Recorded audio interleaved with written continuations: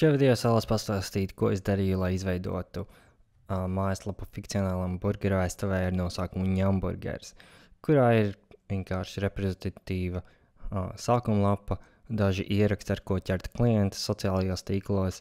Tur ir vienkārši ēdienkarte, kontakti ar Google karti un vienkārši pārsadaļa. Un tas viss ir izdarīts ar WordPress bez nekādas kodēšanas. Es sāku ar pliku WordPress, kurā ir noklusētā tēma, un es viņā vienkārši ielogojos.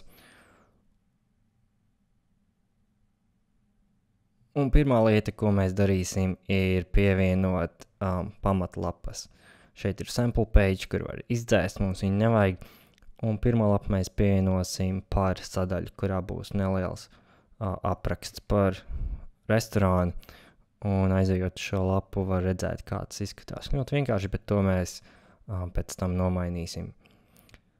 Nākamā lapa būs kontaktu sadaļa, kurā būs vienkārši adrese, tālrunis, darba laiks, bet mēs vēl vēlamies pievienot arī Google karti, lai cilvēki var mūs atrast. Un to mēs varam darīt ar Google Maps, vienkārši Google Maps ierakstot adresi, atrodot, kur atrodas restorāns, tad nospiest koplietot un iegūt karti, jeb embed, un nokopējot šo kodu, kas tur ir, iframe kodu. Mēs varam iet uz WordPress, nospiest uz teksta režīmu un ielikt to iframe kodu pašā apakšā, un visual skatā var redzēt, ka tā ir Google karta. Un aizejot uz kontaktu sadaļu var redzēt, kā tas izskatās. Tad vēl mēs pievienosim jaunu lapu, kurā būs ēdienkarte, kurā būs vienkārši kāds burgers mēs piedāvājam, un mums būs jēra burgers, kuru mēs ietreknināsim, un arī zirga burgers. Un, lai padarītu to pievilcīgāk, mēs pievienosim attēlus. Es esmu sagatavojis attēlus, kurus es tagad augšuplādēšu WordPressā. Un es paņemšu pirmo bildi, kurai es iedošu nosaukumu, tur kriptisks failu nosaukums, jēra burgers, un pievienošu šo bildi. Viņa ir liela, bet viņas var uzklikšķināt un aiz stūrīšiem pavilkt un samazināt, nolikt pa kreisi un vēl samazināt, lai izskatās sakrīt ar tekstu. Un otra bilde ir zirga burgers, kuram es arī piešķiru nosaukumu, nevis kriptisku failu nosaukumu. Un tāpat viņa ir jāsamazina, jānoliek pa kreisi un jāpielīdzina otrai bildē.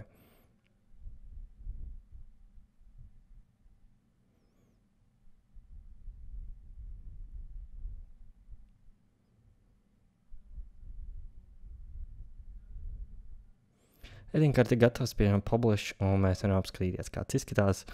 Ļoti jauki, sulīgi burgeru bildes. Un šīs bildes es dabūju no Pixabay.com, kur var atrast bezmaksas stock fotos.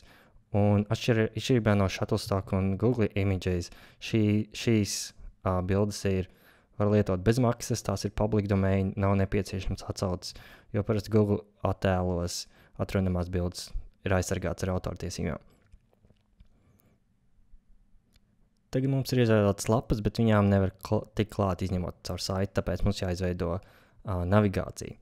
Un es izveidošu jaunu navigāciju ar nosaukumu main, kas būs galvenā navigācija. Un es varu pievienot visas trīs lapas šai navigācijai, ēdienkarte, kontakti par, un saglabājot šo izvēli, ejot uz lapu. Nekā tur nav, jo es aizmirsu ieķeksēt primary menu.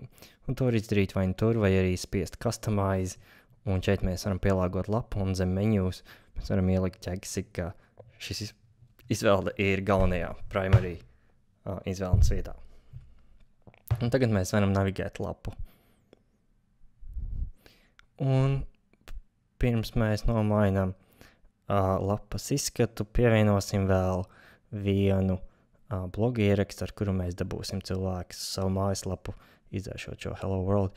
Mēs pievienosim blogu ierakstu ar izaicinošu nosaukumu, ar kuru mēs centīsimies piedabūt apmeklētājs savai mājaslapai, lai viņus interesētu par mūsu restorānu. 13 lietas, ko šafpār nevienam nestāsta, ir visai provokatīvs. Virsraksts un kaut kāds blogu ieraksts.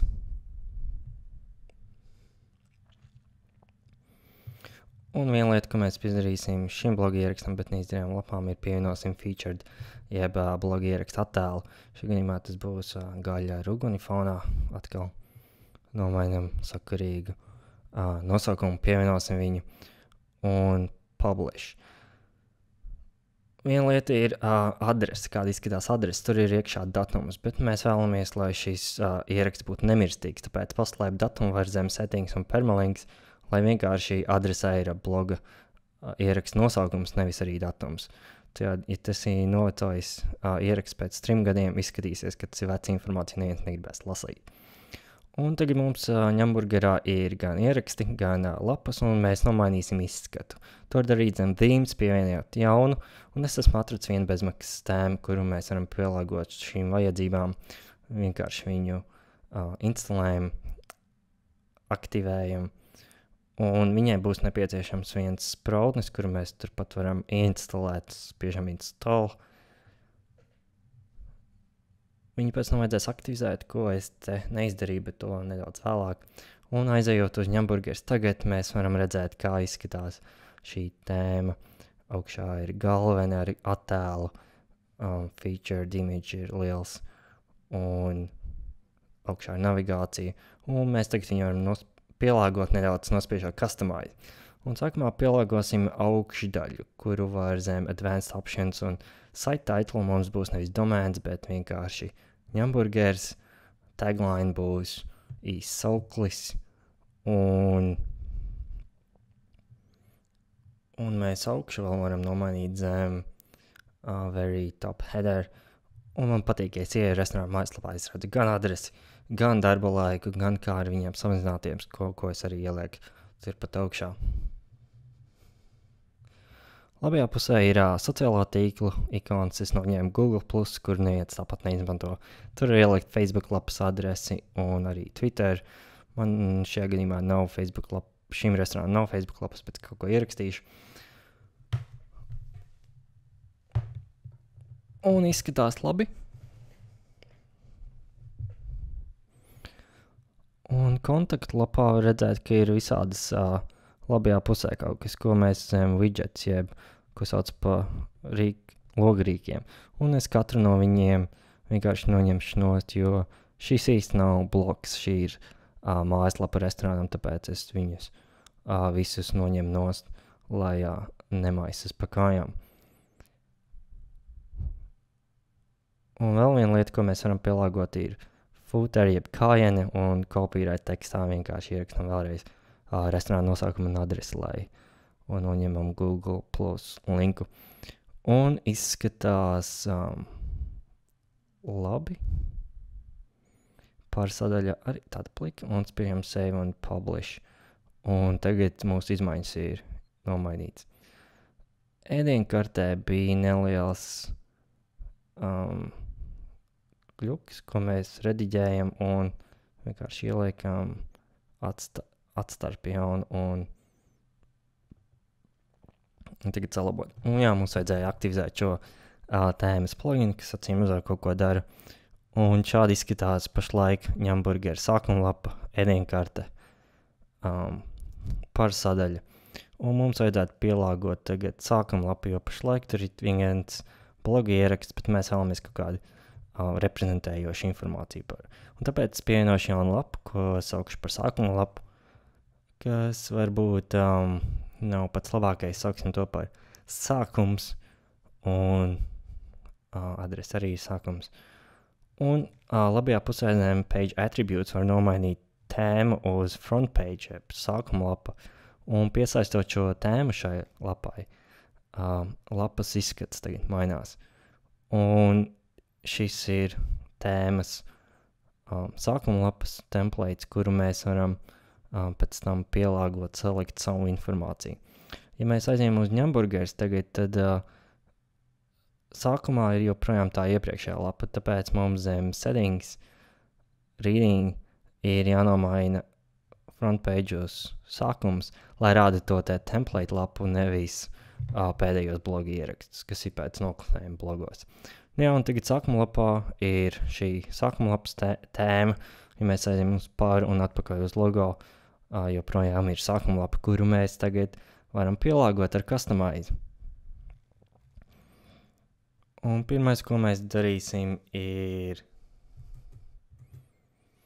nomainīsim pašu augšu un noņemsim to attēlu, nomainīsim virsrakstu uz ņaburgers nosaukums un kaut kāds provokatīvs nosaukums un vēl provokatīvs call to action.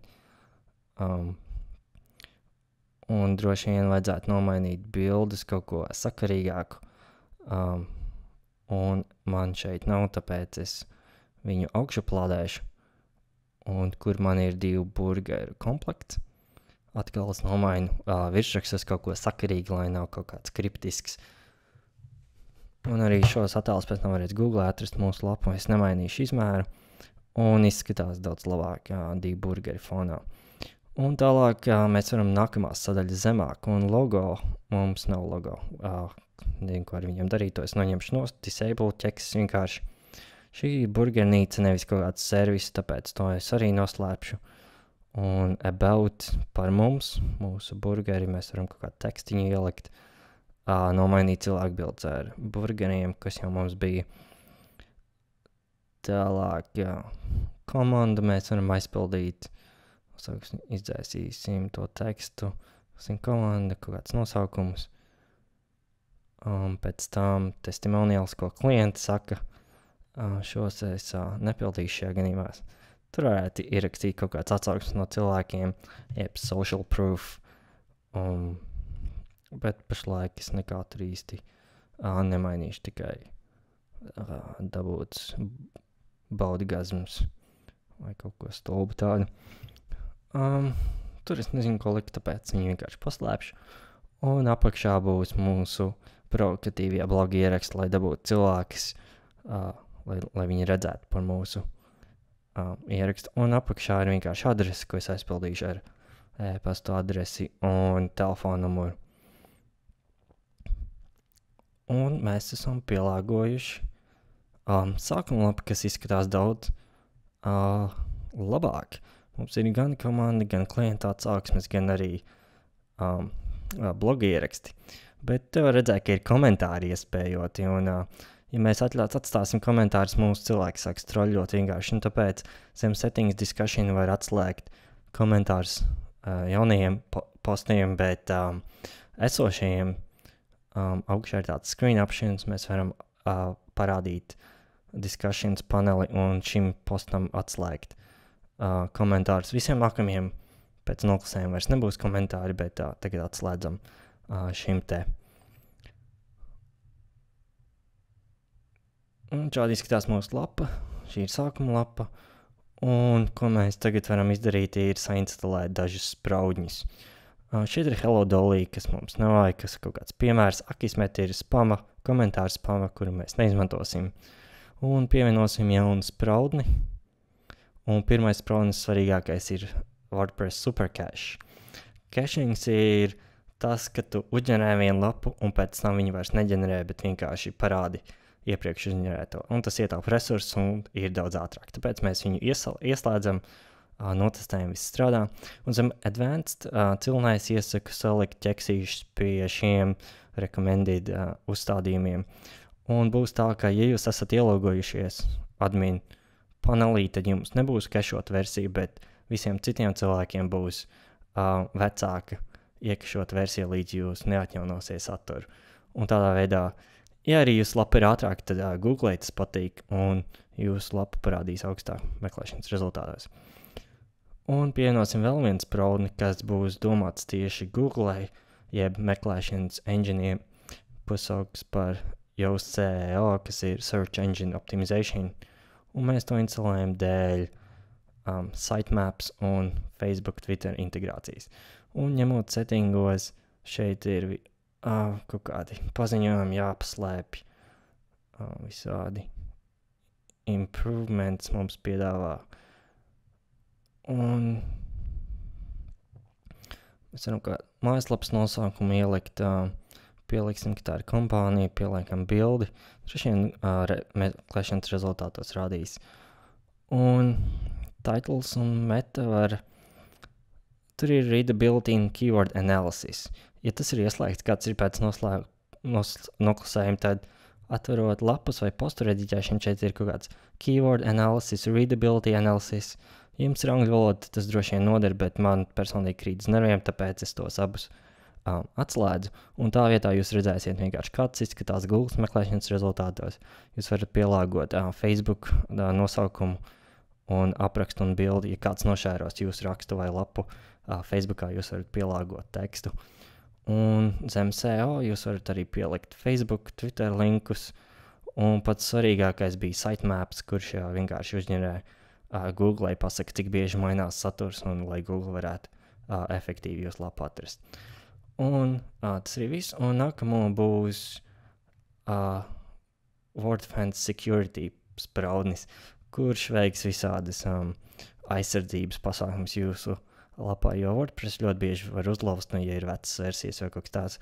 Un ko šis spraudnis dara, ja kāds mēģina ņemties ar jūsu lapu, viņš vienkārši daudz cilvēks nobloķējas, lai ļaundaris vienkārši aizturētu uz mirkli, lai viņiem padarītu dzīvi gludāk. Un pēc noklusējuma tur ir visādi paziņojumi, kurus mēs vienkārši paslēpjam. Un tas arī viss. Tur nekas nav jāmaina. Un reku ir vēl viens paziņojums, vienkārši dismiss vienalga. Un pēdējais spraudnis, ko es iesaku pievienot, ir analītika, un man patīk Google Analytics dashboard spraudnis. Ir arī citi, var daudz cits, bet man patīk šis. Un mēs pievienojam šo spraudni, un